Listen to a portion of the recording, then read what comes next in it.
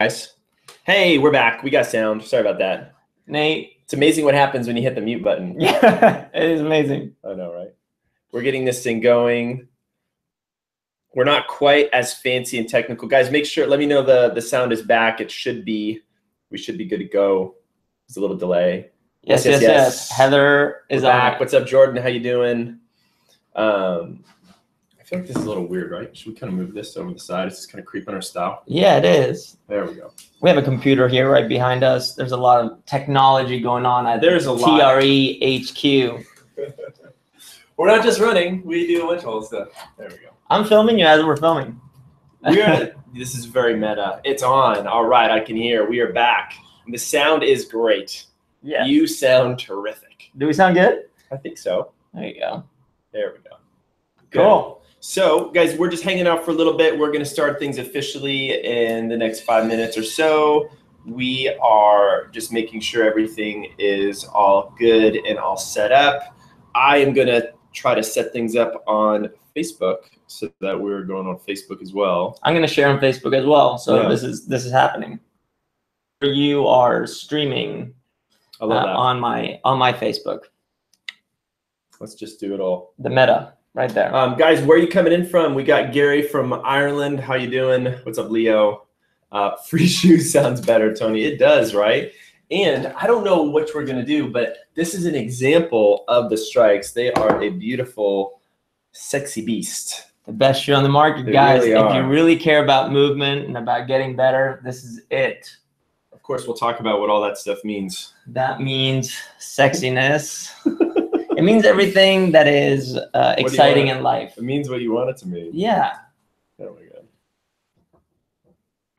We'll get all practical and square. Don't worry. Don't worry. There we go. Sao Paulo, what's going on? Are the soles flexible, Leo? They are the most flexible soles. Is the Pope Catholic? Okay. That's pretty good. We should just start using that more for responding to anything. I got that one from my dad. I thought that's pretty good, right? I think that's pretty good. Son. I like that. Is the Pope Catholic? Is the Pope Catholic? I know. Let's see here. Kyle's coming in from Dallas. What's going on? Joni from Plano, Texas. We got Heather from Denver. What's up, Heather? Come to Cyrus. Wonderful place to train. How you doing, Nicholas? Yeah, we had a worldwide audience, dude. Yeah. It is crazy. Eastern Mediterranean. I would love to go to Cyrus. You know, you can just drop a little plane ticket down there and I'll be on my way. Mm-hmm. St. Louis, Tampa. Idaho, wow. what? Tampa. You know, Troy, Jamie. Guys, we're both on our phones right here, but what we're doing is we're setting some things up for our little live post here. Mm-hmm. Here we go, live. It's starting to get hot. It gets a little warm in TRE HQ. Yeah, TRE HQ is like a sauna right now. It's warm. We'll open up some windows. We can do that. No, this is good. This is good. This is good. I was wearing a jacket. Don't lie to me, Carl. I'm not lying. Oh, you're going live now. This is is my chance. Here we go. All right. Oh, in vertical format, huh? What do you think? Yeah, should I go horizontal? I think you should. Does it switch? That way we're both in it. Well, let's switch horizontal or no? Finish it. We're killing it. Here we go. Is this what happens when Craig is not here? This is what happens when Craig is not here. Craig, if you watch this later, I'm sorry. Thomas, Indiana, what's going on? This is so good. We have shin pain. We've got Fokker from the Netherlands. Very cool. Please tell me something about shin pain. We can definitely tell you about shin pain. It's a pain. Technological geniuses. Yes. Yeah. I can barely open my email. Oh my God. Should we go this way? Yeah, there we go. That way we'll both be seeing. Look at that. I like that. That's good. Better. Good. Good. Starting this is wonderful. Isn't this good? This is wonderful. What's up, guys? If you are just tuning in from Facebook, you are going to get the upward sloping view of us up our nostrils. I hate that view. If you are on YouTube, you're going to get the more head-on view as well. So we got everything going. Cool. Hardik says, love from India. Running Geek Girl, hi from Arkansas. Ricardo, hi from Italy. Kyle, Run Experience hats. They're on our way. I'm actually sporting a pretty sweet Strike Movement hat that Mr. Carl got me the other night because we did a little talk. Oh, he's got one too at the Strike Movement store in San Francisco. Yeah. Nicholas says, if I could run nonstop, I would never use a car. That makes sense. Are you running from something or towards something? I think I still might use a car if I could run nonstop, but it would probably be for carrying things. Yeah, you set course for LA, 48 hours ahead. If I need to get to places, I still might do that. Dude, this is a great community. Roberto, hi from Mexico City. What's going on? Hello. We are just tuning in a little bit earlier. Need one of those 5 panels for sure. Man, guys, we are going to be doing a few different things today in this week's live show. Craig is not here. My co-host is not Indian anymore, and it's a little shorter. Let me get a stool. And we are going to be featuring a few things. This, guys, is my good friend Carl Paoli. He has his own YouTube channel. We have actually the link down below for you to go ahead and subscribe and check out his channel. He's got some great videos on different movement demos that he's putting out all the time. And he actually has a pretty awesome vlog that he's always putting out different episodes. The latest one, I just watched it this morning. No way. Yeah. Dude, you going through with like Diane as part of the seminar. Was that just last weekend? Yeah, it was last weekend. How'd it go? It went great. We had a weightlifting / movement seminar, which is basically using weightlifting as an excuse to talk about strength training, basic lifestyle, why our body does the things it does, pain management, avoiding pain, stuff like that. Yeah, and it was a great group. That's cool. Yeah. And are you going to do more of those with Diane? Guys, Diane is another coach who's from San Francisco. Diane Fu, she has a whole lot of fun. Yeah. Knowledgeable. She's good. She's a good strength coach, Olympic lifting coach. Diane Fu is someone who is an Olympic weightlifting coach, but what she's done different than most coaches is she's taken weightlifting coaches, that is, she's taken the barbell and allowed herself to see beyond what the barbell itself gives her. Yeah. So basically she does weightlifting for fitness, weightlifting for health, for if you want to run more, run better, avoid injury, whatever it may be, mobility. Yeah. She does everything with the barbell. So that's kind of her tool. Totally. Yeah, she's done a great job with it. And that's going to be a big theme of what we talk about today, guys, because we are going to be talking about strength training and its relationship to running. And it's really how Carl and I started to talk to each other and kind of initially hang out in some respects. And the ability to see beyond our specific sports and the gear and the tips and see the bigger picture of things is so good. Man, I'm just going to give a little shout out to more people who are coming in. Running Geek Girl says, run life is the best life. Leo Shai says, how long is the live show generally? I don't know if that's a good sign if they're already asking how long it is. Too long. Too long. Leo, it's about an hour. So we're going to go for about the next hour or so. Carrie says, hello. Jamie from Idaho. Idaho girls rock. Yes, they do. Yes, they do. Yeah. Will says Buxton, Derbyshire, UK. I don't know if I said that right. I've never been either. Tiana Cello from North Carolina. I like that cello. You have a bass. Oh my God. Nilesh from India. What's going on? We got Gary from England. We've got David West on Facebook from Michigan. Nice. We've got Newell from North Carolina. Oh yeah, you guys are all tuning in. Yeah, this is great. Well, keep talking to us as we go here. Exactly, and I'll just reshare to make sure that we're good. And I'm talking to you guys, and I'm fully focused. I like that. Yeah. So, guys, shoe behind is looking good. Doesn't this shoe look good here? Because this is the shoe that one of the shoes that we're going to be giving away.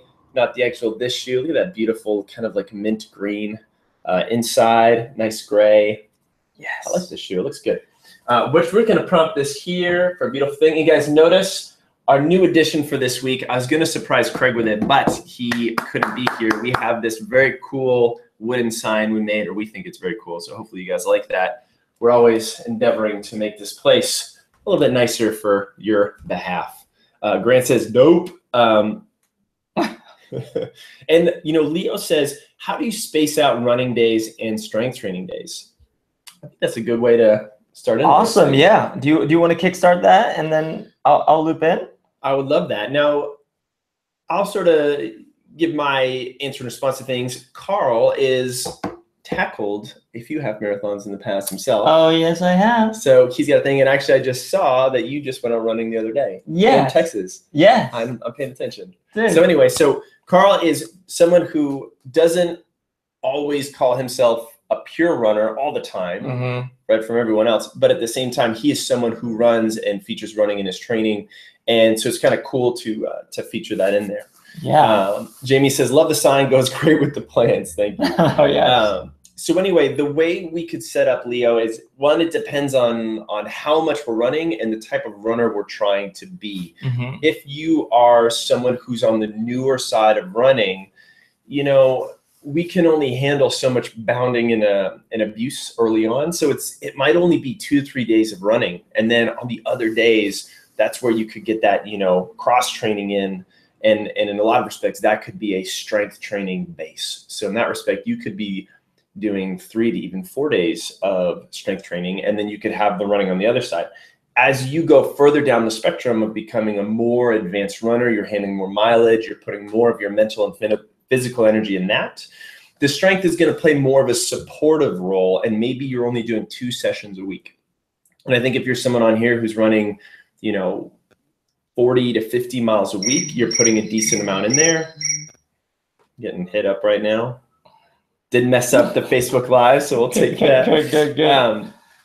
If you are running that 40 to 50 miles a week or more, you probably can't handle a ton from an energy outputs perspective in the gym, because you're running a lot, and we want to put that in there. But you need to get at least, I'd say, 2 sessions in with some daily work just to undo some of the damage that running involves. Yeah. That strength, that mobility, that range. I agree. And what have you found, right? So how much running are you doing right now? Well, if I were to add it up, I would say an average of 15K max a week. So it's not a lot.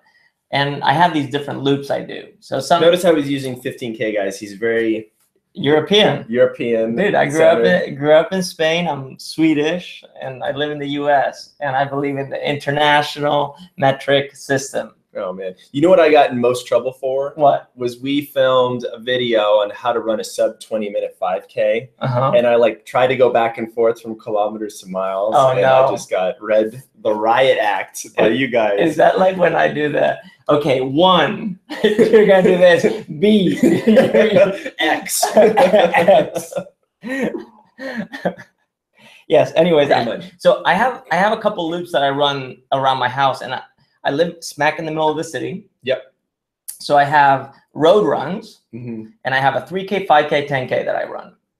A 3K, 5K, and a 10K. Yeah, so there are different loops that I like. Yes. Okay, and I mix them up sometimes. And because we live on grid, you can change it up as you go, and you're still running the same miles. That's cool. Cool. Then the other thing is I have the same kind of 3, 5, 10K with trail run within the city. So that's also something that's really cool. And what I've noticed is that San Francisco is so cool, right? Because you can run trails in the city. It's amazing. It's amazing. I mean, there's a hill that goes, it's just a hill behind my house. That's a trail. Yeah. And when you get to the top, you can see downtown skyline, and you can see the Golden Gate right there. It's just like, what is this? It's so good. You guys got to come to San Francisco, and you got to come running. For sure. Good. But what I've noticed is that I tend to run when I'm stressed. Okay. Yeah, so that's something that I do. Me too. I run when I'm stressed. Right? You're just like, headphones on, here I go. Yeah. And what I realize is that when I'm stressed, I get so excited through the run that the next day, my nervous system is fried. Interesting. Because I'm pushing physiologically harder than I'm actually trained to That was going to be my next question in terms of how hard you're pushing those runs. Well, that's the thing, is that my body is, well trained in terms of, like, I lift, I do CrossFit, I have an okay engine. But when it comes to specifically running, if I push in that one lane and I go a little bit overboard, all of a sudden I'm fried. Yeah. And this happens on one run or accumulative over the week. Yep. Right. So if there's a week where I go intense and I run a lot, I'm fried. So it's interesting you bring that up because, I'm pushing for the North Face 50K and I'm running a lot more and I'm trying to fry myself purposely in my run and so that my strength sessions don't fry myself too. Right. I'm trying to back off there. And what I've noticed now that I run because I want to, not because I have to. That's cool. Which is very cool. And I really love running, actually. If I had to choose one discipline, that's like one thing that I did, it would be running.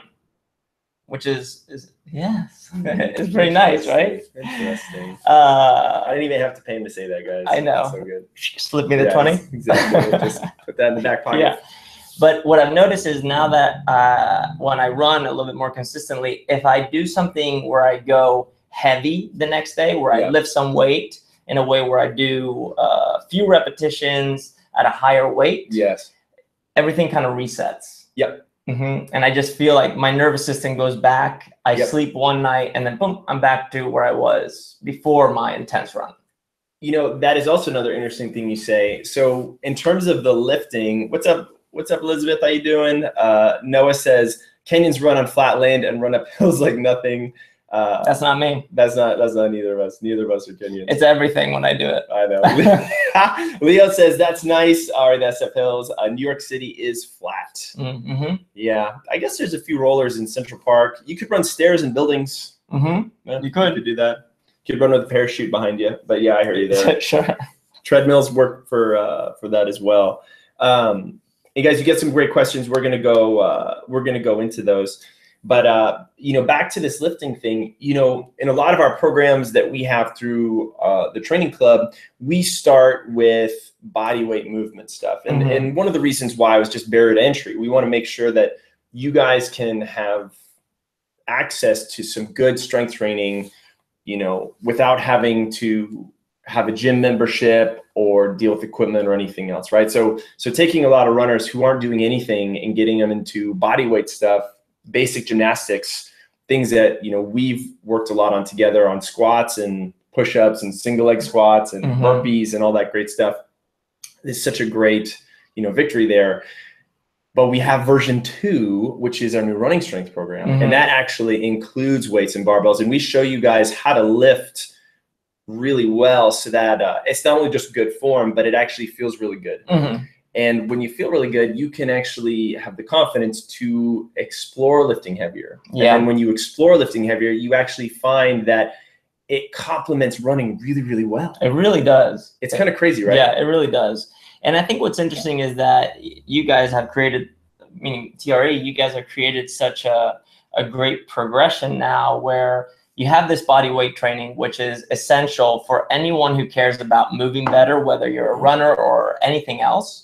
And showing people the progressions that allow you to feel like with just your body, you are lifting heavy, is extremely powerful.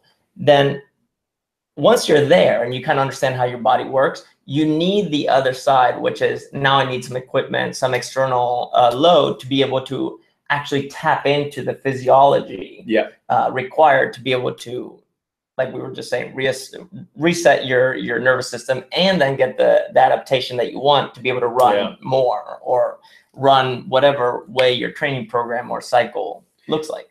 So guys, another way of saying reset your nervous system is that basically by lifting heavy weights, and these guys you're comfortable with and everything else, lower repetitions with more rest. So a lot of times runners go into the gym and it's a boot camp and they just burn themselves out with a high repetition stuff. What we're talking about is, if you're back squatting, maybe doing 5 sets of 3 reps. And then like, how long would you rest between those sets? 2 to 3 minutes. 2 to 3 minutes, right? Yeah, so even for you 5, guys, some people. that is going to be like, a decade.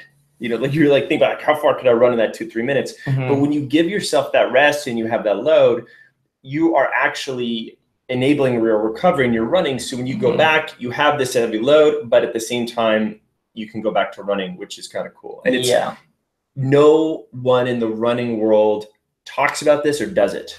And that's why it's like, it's so, it may be so obvious and apparent to you, but it is not in the running world. Right, because you don't have time to accumulate the volume that you need to hit your deadline, your goal. Yeah. And I think what's interesting is when a runner or an endurance athlete thinks about lifting, I believe the endurance athlete needs to start thinking about it as a recovery piece. Right. Right. And the faster you recover, the sooner you can run again. Right. The more volume you can actually accumulate. So you kind of have to regress to progress.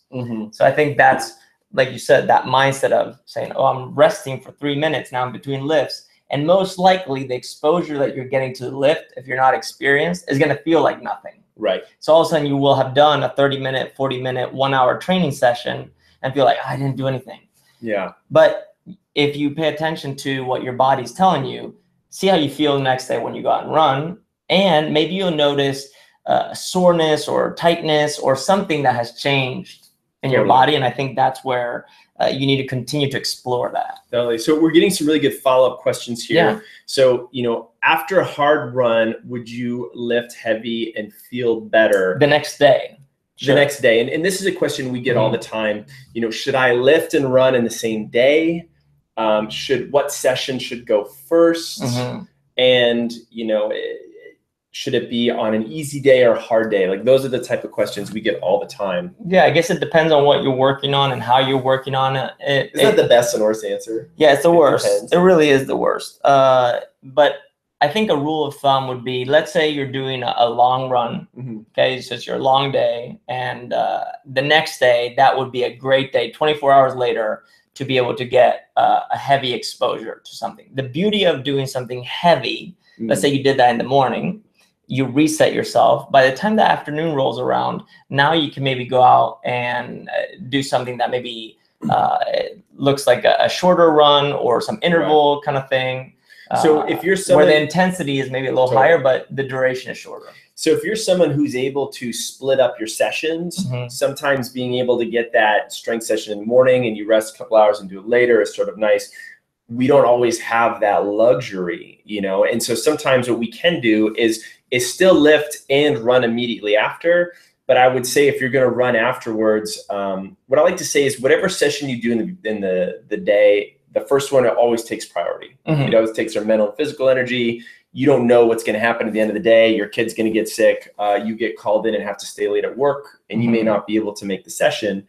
So getting that first one in is always a priority. I'd say that further away from your races, prioritizing that strength foundation is great. And then running afterwards, if you're going to run a few miles, you're going to be a little tired. So it's not the best time on that day to get that super quality run in, but you're going to have a different type of quality run, which is you are going to be so posturally aware. You are going to be so connected mechanically that you can run tired, but with really good mechanics. Exactly. And I think bottom line, mechanics is everything, because without mechanics, you won't last as long as you want to last, and you won't be able to tap into the different aspects of whatever metabolic sequence you're looking for there to really get in deep. Totally. Yeah.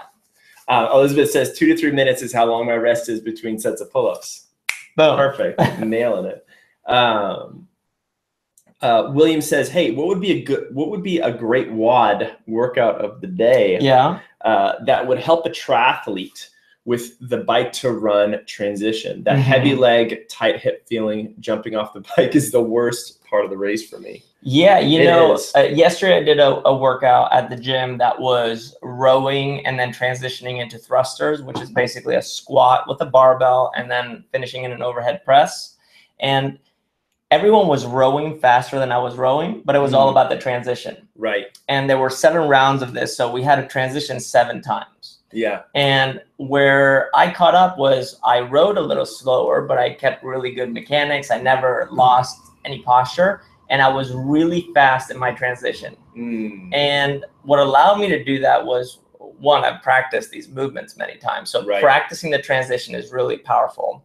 So that's something that you want to think about, is how do you create or program a workout that's going to allow you to mimic something like that. That's right. So maybe it's you're on an Aerodyne, yep, right, assault bike, and then you transition into a squat or a thruster or even running, lunges or something. Yeah, or even running itself, and you get used to transitioning from pedaling, which is going to feel really awkward to get into your run and pick up that tempo and rhythm right away. That's cool.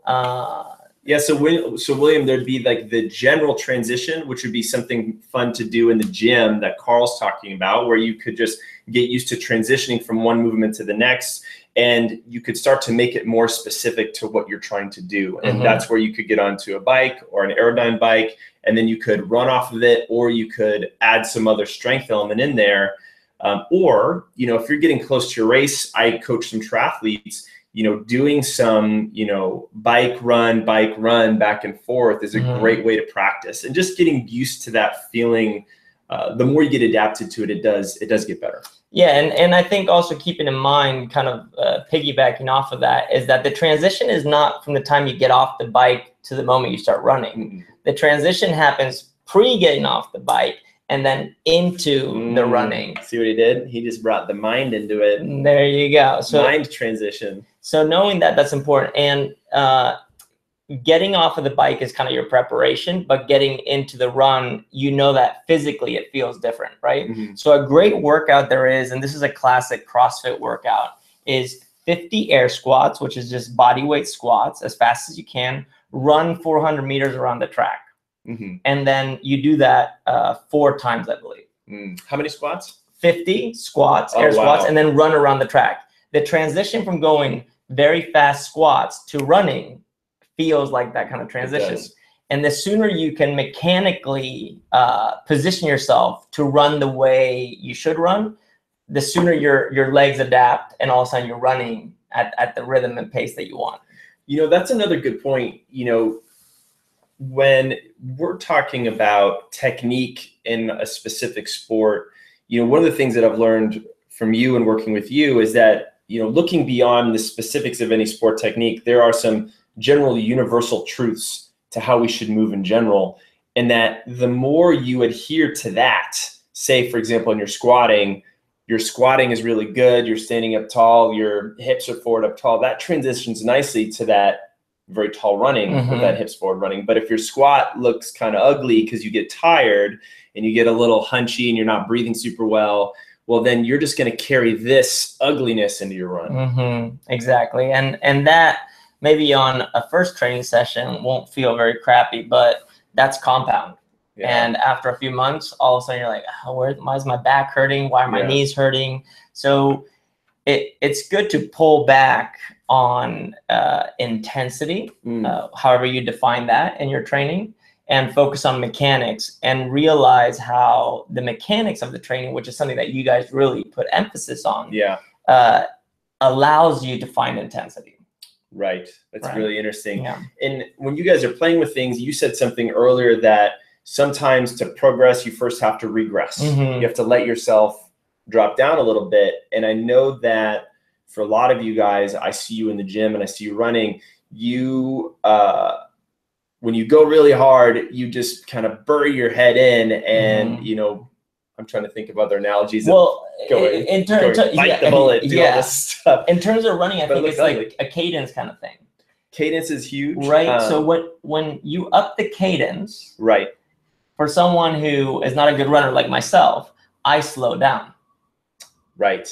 When I up the cadence, I slow down. But I know that when I adapt to a certain cadence, after a few runs like that, I now can push a little faster with that cadence. All of a sudden, I'm moving faster in space. Yeah. And I think that's where mechanics and your ability to move faster, more efficiently, more effectively, perform better comes in. And I think that's a feel kind of thing. Totally. That is very hard. Yeah, but I think with tinkering and practice, we sort of get there. So Robert McConkey from Facebook asks, hey, with regard to easy, hard days, is it okay to do a strength routine after every run, maybe just 10 to 15 minutes after an easy run and 25 to 40 after hard, from Ireland? Yeah, so here's the deal with strength training. In strength training, you have kind of like the meat and potatoes. Right. Right? and then you have your appetizer or opener, and then you have your dessert.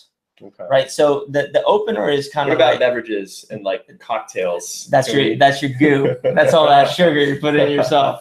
Anyways, what cocktails help. I threw him off with cocktails. The pain goes away.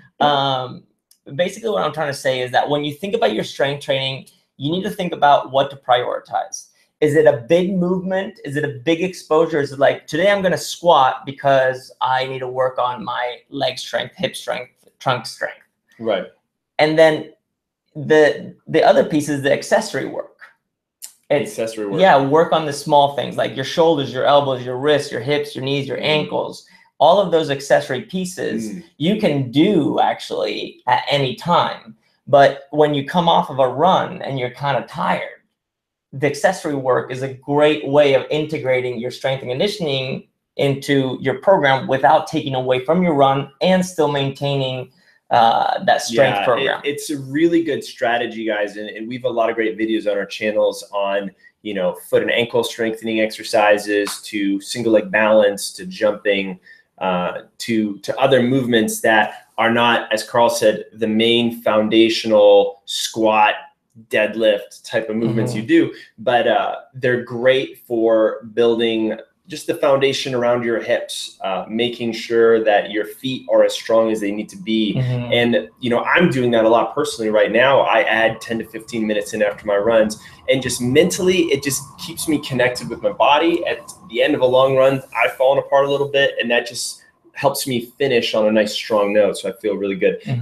Which is also like a warm down. It is. It's exactly like not a cool down, a warm down. Guys, I want to make sure, because I haven't mentioned this yet, we're about 25 minutes into this thing. We are doing a giveaway today, and we are giving away, do you want to bring over the book? Excellent. So we've got this beautiful freestyle book.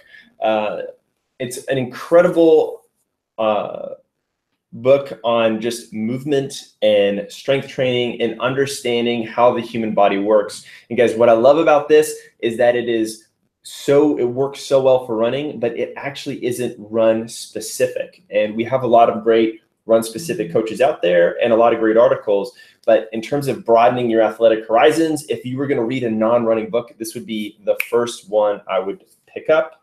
And we are giving one away. So the way to enter is by clicking the Glean link down in the description. That's both on our Facebook page and on our YouTube page. And there's a few things you could do to get entries for the drawing. And they have those little listed right there. But the other thing that we're giving away, guys, because we're giving away two things, super exciting, is this beautiful strike shoe. Do you want to talk about the strikes a little bit? Yeah, definitely. Let's talk about the book a little bit too. Oh, yeah, man. I want to show you something for you guys who are watching right now. There's a very important picture that must be shown. This is the most important part of the book right here. Yes, guys. Do you guys recognize that handsome man? Who's that guy? To be an athlete, you must think, feel, and live like one. Oh yeah. That's your quote, Nathan. That is my quote. Yeah. Anyways, it's a book I'm very proud of, and I think everyone can benefit from it. And it's very easy to use. Although it's a 450-page manual, you can just read a paragraph or two in the beginning. You understand a little bit of biomechanics, anatomy, super simple, and we call that the language of movement. And then you can go to part 2, which is chapter 4. You can take one movement, practice the pattern, do that for 5 to 10 minutes. You can use it as a warm-up, as a finisher, even as your main course. And that will start to give you a better understanding of how your body works. And then within it, you're going to be able to start pushing. You'll feel it naturally. And you'll be able to integrate that into your strength training or your mobility program, whatever it may be. You know, guys, when I was just running and just a triathlete, I would, would crash every once in a while. And sometimes I've, literally crashed. Like I've got some nice, little things in my elbow, but I've also crashed in terms of different injuries. And I see a bunch of you guys asking about, different injuries here. Thomas says, I usually share your videos with our local running group here in Richmond, Indiana. Very helpful. Thanks, Thomas. We had some questions on, I know, like posterior tibialis. Sherry says piriformis acting up, marathon in 2 weeks, help. You know, we've got all these different things. We have all these problems, we're trying to solve them. Now, what I learned from the running world was some great things on training, on nutrition, on pacing, and really being a good runner. And you learn some things about shoes as well. But where there seems to be a little bit, did you smell the shoe? He hasn't worn them yet. They're brand new. They're brand new. They smell so good. Is this gap on the strength and injury prevention side? Because if you guys get hurt, where do you go and what do you do? You know, what do you do yourself? And a lot of times you're like, something's broken. I need to go see someone. And that's not a bad thing. We're definitely not saying to go to not go see your physical therapist or your doctor. But a lot of times there are things that we can do ourselves to work on that. And it starts with a little, I don't know, knowledge, background, education. Yeah. I mean, before you put yourself in the hands of two goons like us, you want to try to do something on your own. And I think it just takes a little bit of awareness and practice and reading and researching and exploring. I think people are in such a rush to get the quick fix. It's like, oh my God, my piriformis. I don't even know what your piriformis is. Okay. Most people don't even know where it is. And the doctor, it's a country. Most people have told you that, you know, it's your piriformis. It's not necessarily your piriformis, right? There's potentially something else going on. And yes, you're feeling pain there. There's something going on there. It's important to explore where you don't feel pain. Because where you don't feel pain is where the true kind of freedom of movement lies. Think about, so Nate and I were breakdancing once. We were. That's what we used to do. True story. And Nate had broken his hand. I did. He fell off his bike and he broke his hand. And one of the things that you do in breakdancing is you do a lot of floor work. So your hands are on the ground. Yeah. And Nate, I was not used to that as a runner and triathlete. That's so different. Yeah, Nate's hands were kind of fragile in that department. And one of the things you do in breakdancing with your hands is you put your hands like this. That's the shape of your hand. It kind of sits on the ground like that. So you're basically posting off of your fingers, which is almost like creating an arch in your foot. Yeah. Right? You guys see that? Yeah. It's like, I'm going to use my book as a flat surface. There we go. There. The hand goes like that, right? Yeah. And that's almost like seeing an arch in your foot. Nate was so stiff that he had to go like this. But that wasn't supporting your weight, right? No. So what Nate did to move away from pain was he went with his hand completely flat. That's right. You remember that? I do, yeah. And he developed a way of moving with that style that allowed him to naturally and slowly progress into lifting his hand up. He got stronger, right? It's like the foot building up. So where you feel pain, practice, like the first practice of movement is move away from pain. If someone punches you, duck, get out of the way, right? Dodge that. And when you start doing that, all of a sudden on the other side, although your performance may go down or be different, or you're not running the way you want to run or at the speed, you're going to discover that there's something else that's getting strong and allowing that injury or that pain, that nagging thing to start to go away. Yeah. But you, the user, the person that's running, needs to start thinking about that rather than leaning so much on the expert or, you know, whatever it may be, the doctor. Yeah. We're having an overheating situation here on your phone. Oh no! Which just means that you have to put your phone here. Oh my goodness! Do this. We'll cool off in a little second here. It's happening. Yeah, it's happening. I didn't even know that the computer phone together was a little bit much. But Facebook, we'll see you guys in a second. Yeah. Here we lost you. So talking about tools. This right here is a Strike Movement shoe. This one specifically is called the Chill Pill Transit. And what's interesting about the Chill Pill is that it's an all-around shoe, and this one specifically lives on the Cross platform. Would you mind showing us your shoe, the Interval? Yes.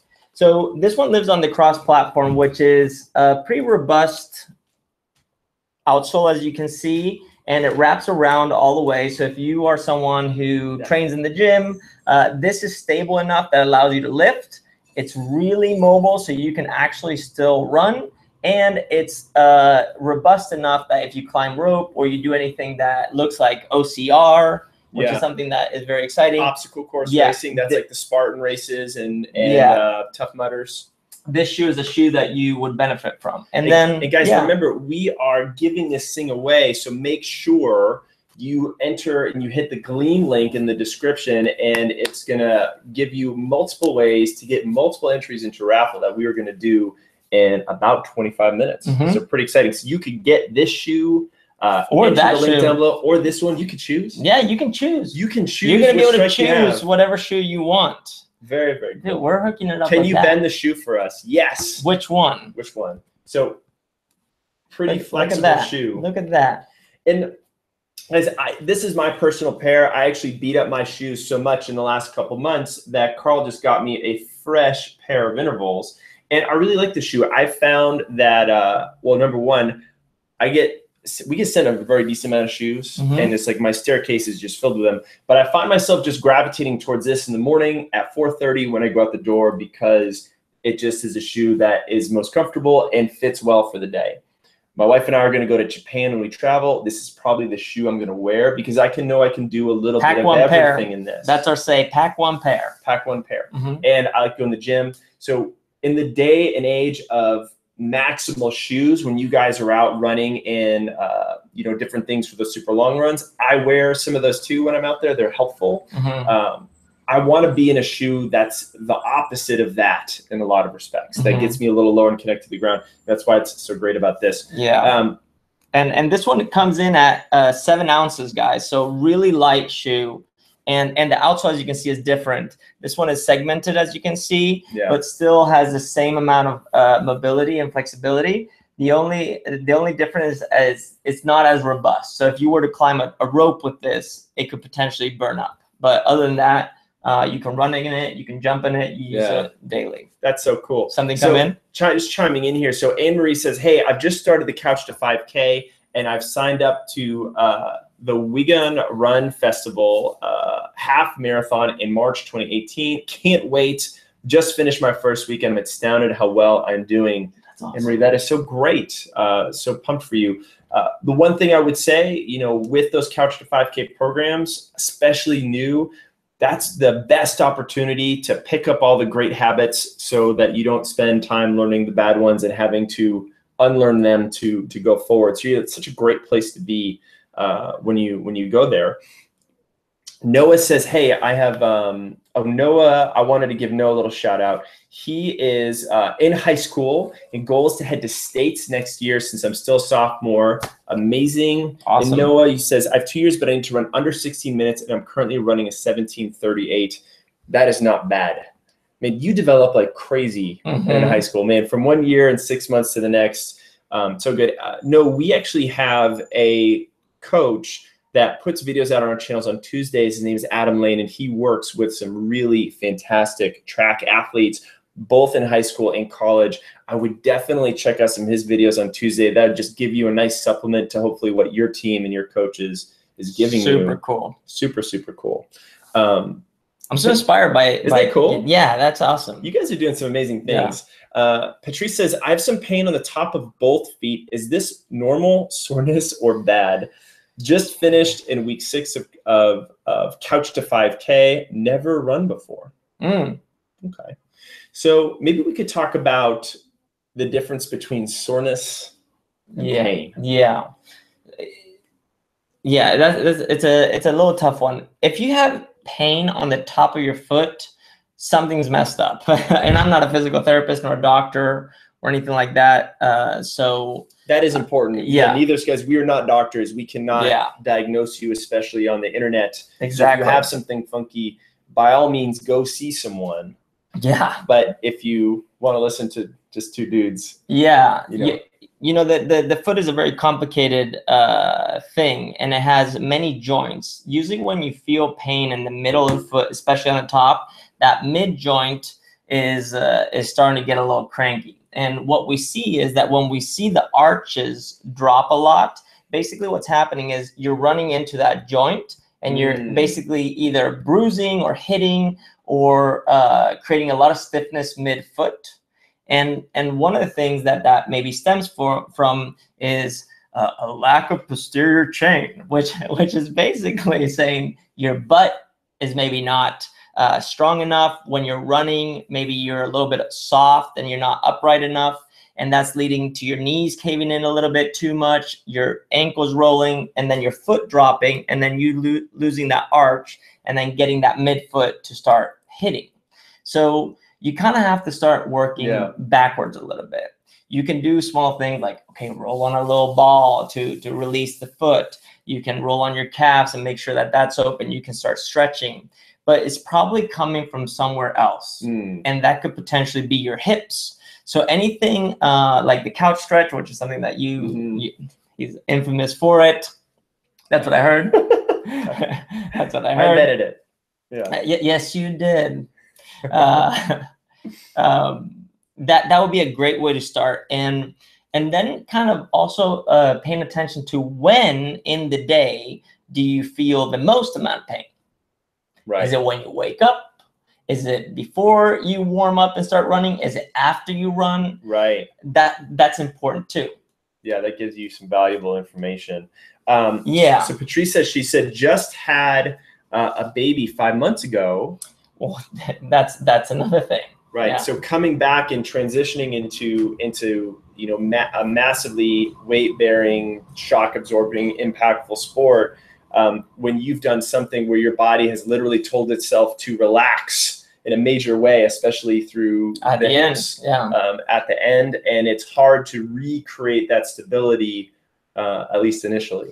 You know what I would suggest? I would suggest that you go check out BirthFit, birthfit.com, run by chiropractor Dr. Lindsay Matthews. Yeah, I'm gonna punch this. Yeah, make sure you punch that in, because they are doing such an amazing job at helping mothers and fathers, but specifically mothers, physically transition into motherhood. Yeah. And they are very well aware of what training looks like pre, during, and post natal. And you may actually find some really interesting blog posts on their website that talk about this. Yeah. My recommendation would be to search running and postpartum or postnatal, and maybe even specifically foot pain. And then if you don't find anything there, you should reach out, because they are a great resource. So that's something to look at, because there could be hormonal things that happen. And there's a hormone, I believe, is called relaxin, which is something that, the woman goes through this cycle every month, and the ligaments basically become a little laxer.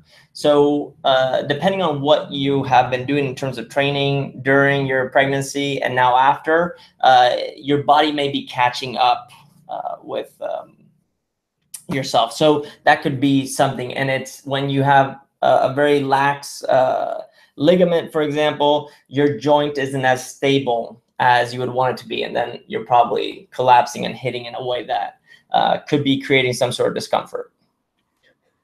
Yeah. What's happening? Will facial hair slow me down when running? It depends on how windy it is. But if you're running behind someone and they're tall, you're good to go. I just read, and this is nothing against you, but beards are not cool anymore. I know. Did you hear that? I heard that too. Are you going to shave? Hell no. Okay. Hell no. He's not shaving. Heck no. Well, what do we see here? We see Elizabeth said, yeah, for sure. I came back to running 6 weeks postnatal. Special core work is needed, definitely. Mm-hmm. And Patrice, I'm not sure if you are familiar with some of our training programs, but we have a great beginner running program that would give you a good foundation, not only in good running technique, things like cadence we were talking about earlier, so that you know what to listen for when you're running. In fact, the sound that your feet make when they hit the ground gives you a lot of great information. And it's why I listen to music and podcasts when I run, but it's also important to unplug every once in a while and get that audible feedback.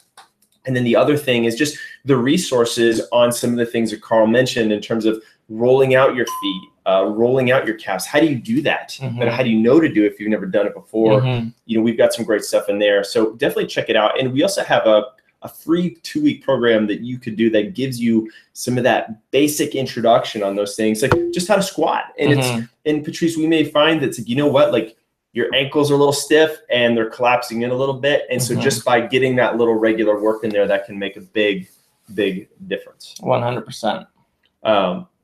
Yeah, Patrice says, nope, new to TRE. We'll definitely check us out at the end of our videos. And if you just go visit our website, there's a place you can enter your email and get that free training from us. So I would definitely do that. Step number 1. And then step 1A would be simultaneously go visit Lindsay Matthews. She's a good friend of ours. I send her a lot of my runners personally who are in and out of pregnancy up in San Francisco to work with her because she gets it. She understands what you're trying to do athletically. She has a ton of knowledge on how the body moves, and you know, she is great at working with women. Huge. So check that out there. Let's see here. Henry says, no, I love beer. I love them. It's over. Well, there we go. Oh, and Patrice says I'm a midwife too. So cool. There you go. You're going to love it then. So Nilesh asks, and Nilesh, you're probably getting a sense of how we would approach your question. I have a lot of strain and pain in my shins while running. Any vitamin deficiencies, or is it my running form? Well, it's probably both. I couldn't tell you if it's a vitamin deficiency or not, but usually form follows function, function follows form, and that goes for a physical level and a physiological level. I think having balanced nutrition is key. So that's something that, of course, you need to address, and you need to at least be aware of what your macronutrients are. That's as simple as it gets. And then in addition to that, you guys talk about this on TRE a lot in terms of nutrition for training. And if you're someone who's dealing with stress fractures, you know, that would be an area of nutrition that you'd want to look at too, for sure. But most of the times, if you're physically hurting, especially when practicing something physical like running, your mechanics are probably slightly off. Yep. I would definitely agree with that. And, you know, this dovetails a little bit into, let's see here. Yeah, Leo, we got a lot of great, and Leo, I think, is saying this to us. We've got like videos on shin splints on how to improve that. Just Crow, peace, see you later. Now, Troy asked, hey, I'm a heel striker and I've been trying to run mid-foot. It has been extremely tough. We're all heel strikers, and to a certain degree. We are. Yeah. So sometimes, guys, the heel striking conversation is interesting because depending on where you're coming from, we've been told that is something that is bad to do. And one of the things I'd argue is, you know, maybe there are times where it's okay, or a little bit of heel striking is okay. And there's big differences between, you know, egregious versus little bit. So we need to think about that a little bit. And then also we need to think about where the root cause of this is coming from. And I've seen runners out there who try to somewhat arbitrarily change their running form in a vacuum. And they say, well, I run in my heels, so I'm just going to change and run up on my toes, my forefoot. And they really just swap one problem for another.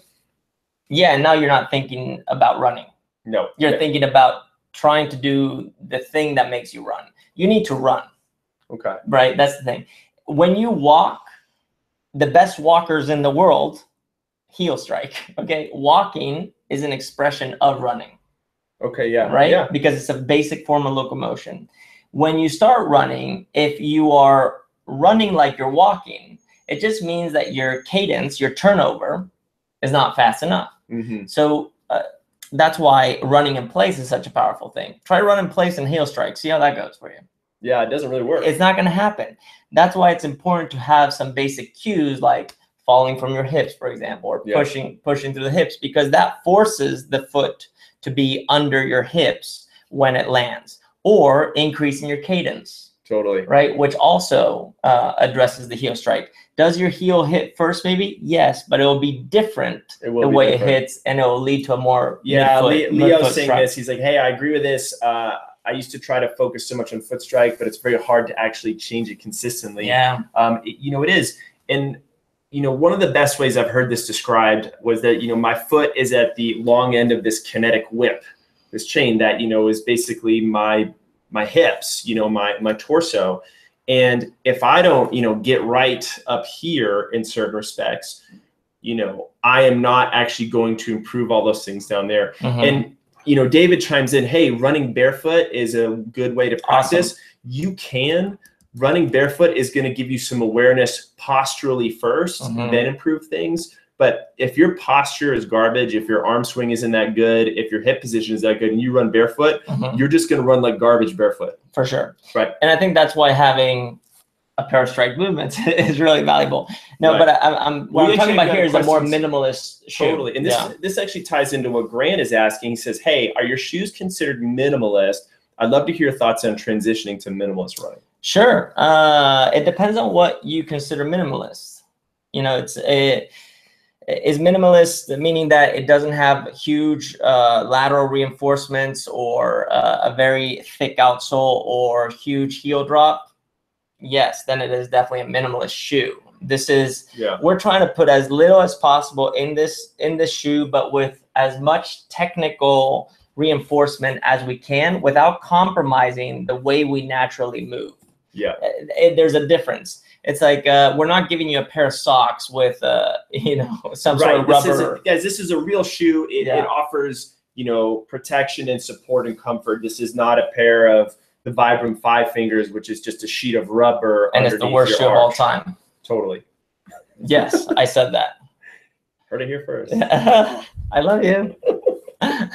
No, but here the Vibram 5 Fingers are really bad. Yeah. But they have created some partnerships where now. So why are they bad? Well, if you think about a glove, okay, and we asked the hard questions. Yeah, the Vibram 5 Fingers where you stick your little toes in. Yep. Right, are made one size fits all. But your toes are not the same length as my toes. Okay. So if they were custom made to fit the length of your toes, now it'd be fine. But if one toe is a little bit shorter and all of a sudden it's getting compressed, now every time you're running in those Vibrams, you've got a funky toe. You got a funky toe going on. And you don't want to have a funky toe. No one wants funky toe is good in certain situations. Dude, but no one wants a funky toe. The idea was good. The thought was good. The intent was positive. But then besides them looking very funny, on the other end, people start realizing, my feet hurt in here. Right. Yeah, your toes are curled up and don't feel good. But now they've made a change. And Vibram has technology that's implemented in other brands and vice versa. That's cool. Yeah, it's coming along. And working with a shoe company for a while, you've got a good perspective on the behind-the-scenes development process and like the glue and stitching coming apart in earlier versions, and you improve it and get better. I mean, it's just such a process. We're all trying to figure it out. And this goes also to heel drop conversation. Right, people look for when they're looking for minimalist shoes, they look for a 0 millimeter drop, meaning from heel to toe, that there's no angle there, that's completely flat. But what happens is that as soon as you put a piece of rubber like this EVA here, which is the outsole of the shoe, and you put pressure with your heel into the back, you are sinking down. So that 2.8 millimeter drop turns into a 2. Now start using this for a while. It starts compacting until all of a sudden you are at a 0 drop. If you have a 0 drop shoe that's on an outsole like this, and after a while, all of a sudden you're at a negative. You're at a negative drop. This is now you're walking uphill. You're having to hinge in your hips. You're overextending your back. Now you're like, I don't know why, but these shoes hurt me.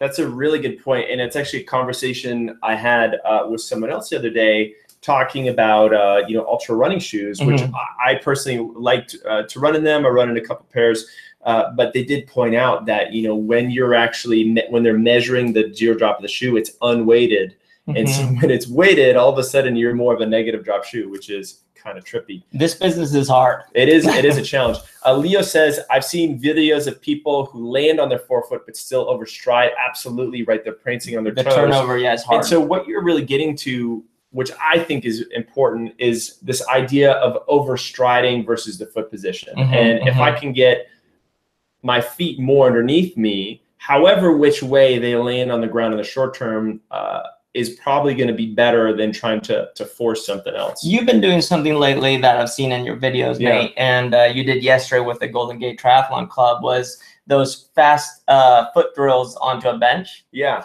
So if you watch football players talk about sprinting is a very different style if you're like going down the rabbit hole of running. Right. But the drill of fast feet and as you pull your foot off of the ground, actually flexing your toe upward is something that you were kind of working on yesterday. And one of the things that does is it allows you to practice your pull off of the ground. Yep. Which is super important to make sure that you get that higher cadence. Yeah. Yep. It's just a little bit of it's a gray area, guys. Totally. It's a gray area. Totally. Yeah. Garland says, "What's up, Garland? Funky toes leads to losing toenails, which then leads to not being able to wear sandals at the beach." Which you shouldn't wear sandals too much, especially if you're a runner. If you're gonna wear sandals, that's right. Sandals you can wear because they're hooked on the heel, right? Exactly. Those exact sandals right there. But yeah. Romulo says, struggling with some chafing under the ball of my foot at the moment. I thought under his balls. Okay. Balls miss feet. Balls miss feet. Okay. Oh my God. Do you want to address that? Vaseline, guys. Vaseline. Oh my goodness. Did we go too far? What do you mean? I'm not sure. My bad. It's Carl. He's never invited back. Yeah, Harach is no flip flops. You know, if there's a little chafing under the ball of your foot, chances are the foot has hit the ground and then the foot is still traveling forward. Exactly. Yeah. Anytime there's sliding, there's friction. Anytime there's friction, there'll be the wife says family show. keep it rated PG. If Aaron Moody says so, then I will keep it PG. Oh my goodness, that's so good. Well, guys, we're almost ready to do our live. We're not saying that. We're not saying anything here. Oh my goodness. We're almost doing our giveaway. We're going to do it at 12:57, so 3 minutes. Mm-hmm. If you haven't entered and you're just tuning in, we are giving away Carl's New York Times bestselling book, Freestyle, which is this incredible book on how to move like an athlete and human being. And if you can do that, it is going to help your running a ton. For sure. This is not super runner specific, but as I said, if you are, looking to get one book that is written by someone that's not in the direct running vertical category, this would be where I would start 100%. And then for shoes, we are giving away a pair of Strike shoes. Here's one of the examples of the models. This is a more minimal style shoes we're talking about. It's pretty flexy, but this is the one shoe that you would really want to wear just kind of on your everyday and for your regular training and everything else. And Carl's going to be featuring a little. There's running right there, dude. There's running right there. That is so cool. Well, this picture of running actually is about how working on basic things like squatting and push-ups does mechanically translate into running. So there is some running in there. All you have to go is to the index, look up running, and it'll tell you how many different pages has running featured in them, which is a fair amount, actually. I say it a fair amount. And, it's just the title is Freestyle, maximize sport and life performance with these 4 basic movements. Yeah. Strong subtitle. It is a strong subtitle. It is a very strong thing. That's funny. Pete says, I've started using cheap deodorant for chafing and it doesn't ruin the shirt. Well, that's good. That's cool. Grant says, no self-respecting athlete ever wears flip-flops. A quote from Kelly Starrett. That is correct. That's a lie. It's a lie. I wear them all the time and I'm a superstar. You are full of self-respect. 1 more minute, guys, until we do this thing. Let's see here what Carrie says. Thanks for the idea. Can't wait to try that. I'm slightly embarrassed to say I have 5 pairs of Strike shoes. Roy, I love you. You're awesome. Thank you. That is so good. High five. Boom. Boom. High five all the way around. So we are going to check in on our thing. We've had... wow, 347. No. I need to refresh the page, my friend. There are more. Let's see where we're at. We're about to do the entry, guys. About to do the drawing. 2,715 entries. Look at that. Very, very exciting. So, guys, what we're gonna do now is cash this thing in, and because Craig is not here, I need to remember how to do it. Oh, good luck. Do you guys want me to tell you? Tell you joke in the time. No. Let's see. I don't want to ruin the show. Okay, so we are going to draw our winners, guys. We're very, very excited. We have a ton of entries, almost 3,000 entries into this thing. I'm a little nervous. I know. We'll see what my happens heart rate here. went up. So we are drawing 2 prizes, 2 winners. Here we go. 97 potential people.